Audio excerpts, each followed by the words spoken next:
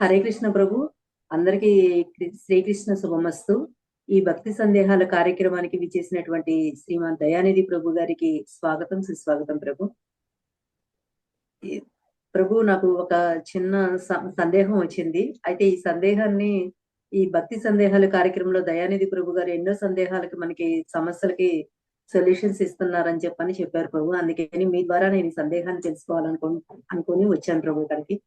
నా యొక్క సందేహం ఏంటంటే ప్రభు, కొంతమంది అడిగారు, ఇస్కాన్ మందిరాల్లో రాధాకృష్ణుల్ని పూజిస్తూ ఉంటారు. రాధాకృష్ణ అనే వాళ్ళు ప్రేమికులు కదా, కానీ బయట ఉన్నటువంటి కృష్ణ మందిరాల్లో వచ్చేటప్పటికి కృష్ణుడు రుక్మిణి దేవిని పెడుతూ ఉంటారు. లేదా రామాలయాల్లో వచ్చేటప్పటికి రాముల వారు సీతాదేవిని పూజిస్తూ ఉంటారు. వాళ్ళందరూ భార్యాభర్తలు కదా, కానీ ఒక ఇస్కాన్ మందిరంలో మాత్రమే రాధాకృష్ణుని సేవిస్తారు, ఎందుకని అని ప్రశ్న అడిగారు ప్రభు. ఈ ప్రశ్న మీ ద్వారా నేను నివృత్తి చేసుకోవాలనుకుంటున్నాను ప్రభు. హరే కృష్ణ మాతాజీ, చాలా మంచి ప్రశ్న అడిగారు. ఇది చాలా మందికి ఉన్నటువంటి సందేహం కూడా. ముఖ్యంగా తెలుసుకోవాల్సింది అంటే, రాధాకృష్ణులు ప్రేమికులే, అలాగే వారు భార్యాభర్తలు కూడా. సాక్షాత్తు బ్రహ్మదేవుడు రాధాకృష్ణులు వివాహం చేశారని మనకు పురాణాల్లో చెప్పబడింది. కానీ మనకి భగవద్గీత, భాగవతంలో ఎక్కడా కూడా రాధారాణి యొక్క ప్రస్తావన ప్రత్యక్షంగా లేదు, కానీ పరోక్షంగా కొన్ని శ్లోకాలలో మన ఆచార్యులు వర్ణించారు. కానీ ఏది ఏమైనప్పుడు కూడా రాధాకృష్ణులు ప్రేమికులే, కానీ ప్రేమికులు మాత్రమే కాదు, వారు భార్యాభర్తలు కూడా అన్న విషయాన్ని తెలుసుకోవాలి.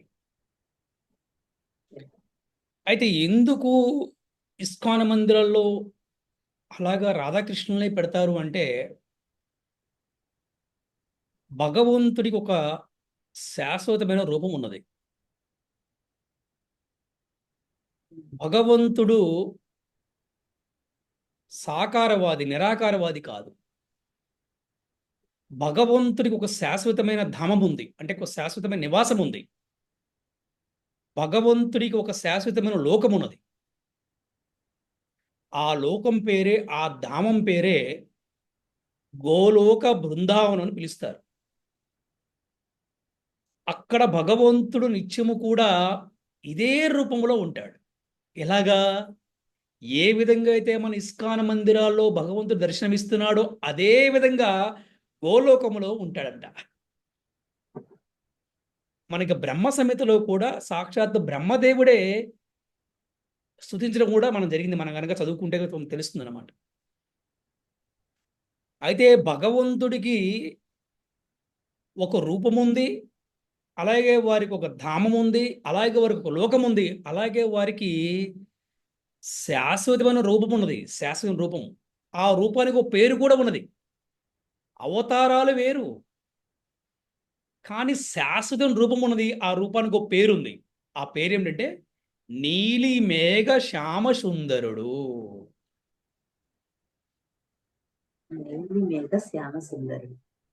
ఎవరైతే ఈ భౌతికమైన ప్రపంచంలోనే ఉండకుండా కృష్ణ భక్తి సాధన చేస్తూ,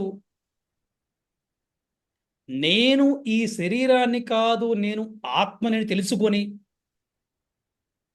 నేను పలానా కులానికి, పలానా మతానికి, పలానా ప్రాంతానికి చెందినవాడిని కాదు అని తెలుసుకొని, నేను దాసుణ్ణి అని తెలుసుకొని, నాకు ఒక తండ్రి ఉన్నాడు, నాకు ఒక సొంత ఇల్లు ఉందని తెలుసుకొని, వారు మళ్ళీ తిరిగి భగవంతుని చేరుకుంటానికి ప్రయత్నిస్తారు.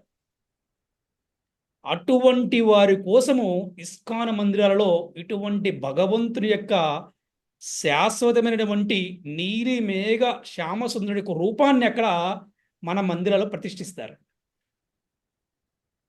ఎందుకంటే ఇక వేరేటటువంటి ఆలోచన లేకుండా, మనసులో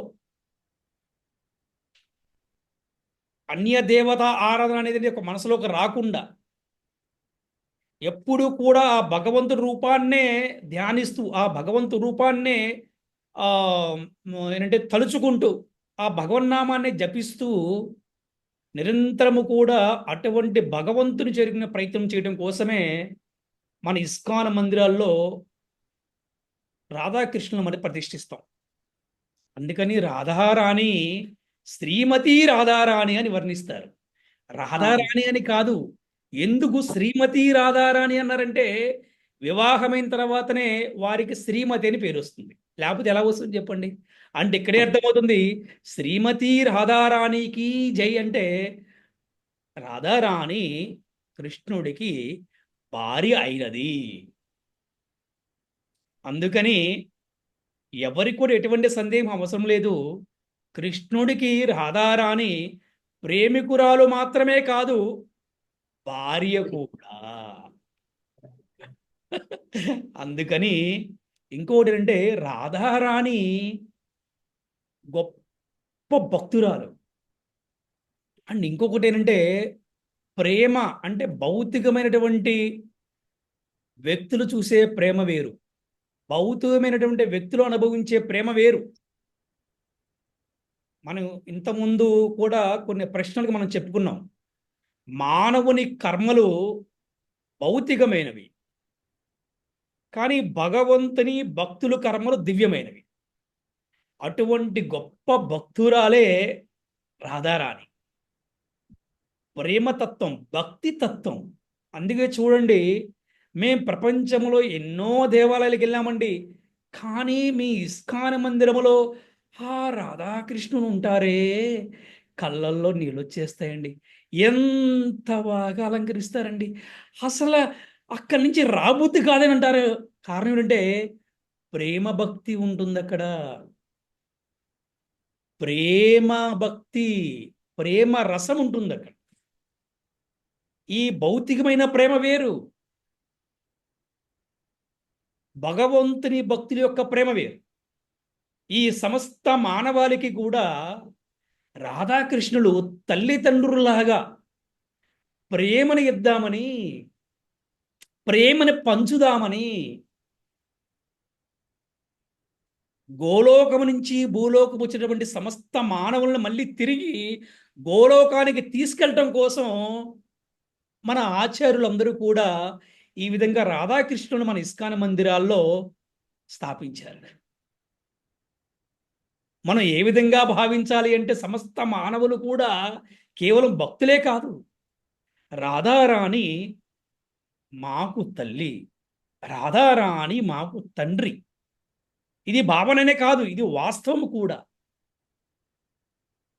అందుకని ఈ మందిరానికి వెళ్తే తల్లిదండ్రులు ఆ రాధాకృష్ణులు మనల్ని ప్రేమతో మనల్ని కరుణిస్తారు.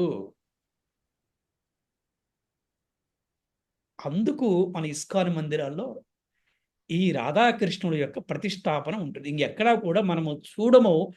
ఉన్నా కూడా ఇంత అందంగా, ఇంత అతి సుందరంగా, ఇంత అద్భుతంగా ఎక్కడ మనం చూడటానికి అవకాశం ఉండదని ఎంతో మంది చెప్తారు. అంటే ఈవెన్ మన ఇస్కాన్ భక్త బృందం కాని వారు కూడా చెప్తారు. హరే కృష్ణ మాతాజీ. ధన్యవాదాలు ప్రభు. ఈ ప్రశ్నకు సమాధానం తెలుసుకున్న తర్వాత స్వామివారి దర్శనం చేసుకునేటటువంటి భావన వేరుగా ఉంటుంది. ఎప్పుడో ఎన్నో రోజుల నుంచి నేను ఈ సమస్యతో అనుకుంటూ ఉన్నాను. ఈ రోజు ఈ సమస్యకి నాకు పరిష్కారం దొరికింది ప్రభు. ఈ రోజు నుంచి స్వామివారి గారి దర్శనం చేసుకునే విధానం కూడా వాళ్ళకి మారిపోతుంది అన్నమాట. ఈ విషయం క్లారిటీ అయిపోయిన తర్వాత వాళ్ళ యొక్క దర్శనం చేసుకునే విధానం కూడా మారిపోతుంది, వాళ్ళ యొక్క భావన కూడా మారిపోతుంది.